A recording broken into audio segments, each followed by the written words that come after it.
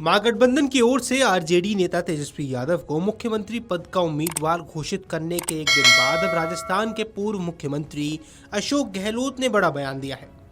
अशोक गहलोत ने कहा कि यह पहले से ही तय था कि तेजस्वी यादव सीएम उम्मीदवार होंगे, लेकिन सभी की सहमति आवश्यक थी और वही प्राप्त की गई। उच्च स्तर पर कैंपेन की तरह हो गया कि जो रेस्पॉन्स मिला पब्लिक का वो एक्स्ट्रा ऑर्डिनरी था। और उसके बाद में जब प्रक्रिया शुरू होती चुनाव की घोषणा होती है तो फिर उम्मीदवारों की बात आती है कि सीटों का बंटवारा होगा। उस प्रोसेस में जब शुरू होता तो कुछ इसमें लगना पड़ता सब लोगों को, तो वो प्रोसेस चल रहा था और 5-6 जगह खड़े हो गए लोग सिर्फ आपस के में, जो भी स्वाभाविक है। हर चुनाव में जहाँ गठबंधन होगा वहाँ कई कई फ्रेंडली फाइटर हो जाती है, कम ज़्यादा। कुछ 6 जगह थी सिर्फ आरजेडी और कांग्रेस के बीच, आरजेडी और एक सीपीआई के साथ में कुछ था, एक वीआईपी के साथ एक पार्टी उसके साथ, तो इस प्रकार का था। पर मीडिया ने इतना ज़्यादा उछाला उसको, और उसमें हाथ था बीजेपी का, आरएसएस का, उन नेताओं का। एनडीए गवर्नमेंट वहाँ है, उन लोग हाथ था कि ऐसा फैलाओ कि महागठबंधन जो है वो तो आपस में टूटने के कगार पे आ गया है, बिखर गया है। तो पूरे देश में एक साथ माहौल ऐसा बना तो सोशल मीडिया भी उससे प्रभावित हो गया। तो मैंने वो भी सुन रहा था मैं, वो बहुत ही निराश हुए, बहुत आक्रोश पैदा हुआ उनके अंदर कि भाई ये क्या हो रहा है, क्योंकि वो उम्मीद करते थे और उनकी लाइन देश के जो मुख्य मीडिया है उससे अलग होती है लाइन, जनरली में देखी है। तो वो थोड़े परेशान भी हो गए, जबकि ऐसी कोई बात नहीं थी। फैला ऐसा दिया मीडिया के माध्यम से क्योंकि सीधा पीएमओ से दबाव पड़ता है।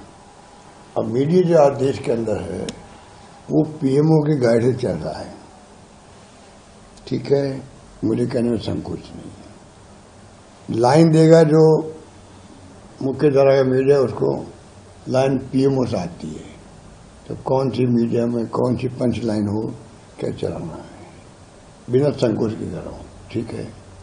तो ऐसा माहौल बन गया, जबकि ऐसी बात थी नहीं।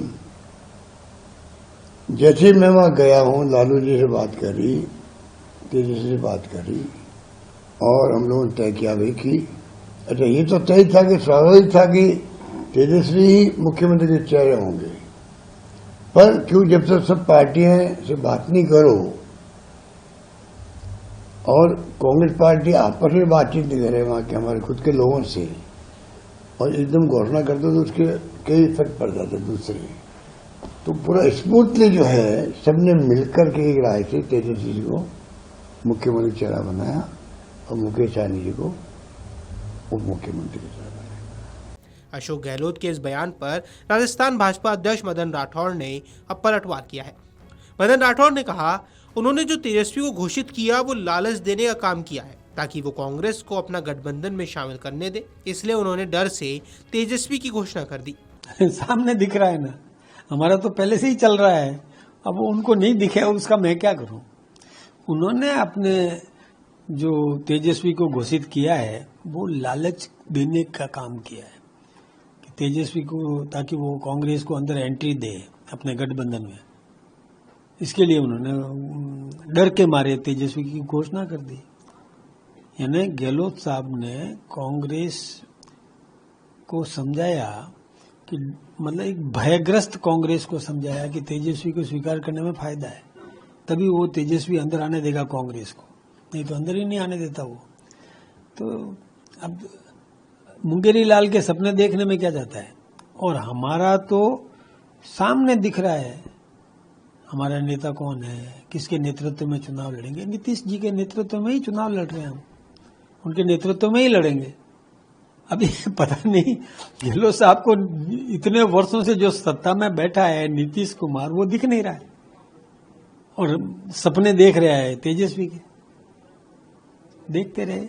मुंगेरी लाल के सबने कोई दिक्कत नहीं है। आपको बता दें, बिहार विधानसभा चुनाव के लिए होने वाली वोटिंग से पहले विपक्षी दलों के महागठबंधन की ओर से गुरुवार को आरजेडी नेता तेजस्वी यादव को मुख्यमंत्री पद का उम्मीदवार घोषित किया गया है। इसके साथ ही मुकेश सहनी को डिप्टी सीएम पद का उम्मीदवार बनाया गया है। Video desk अमरुजाला.com।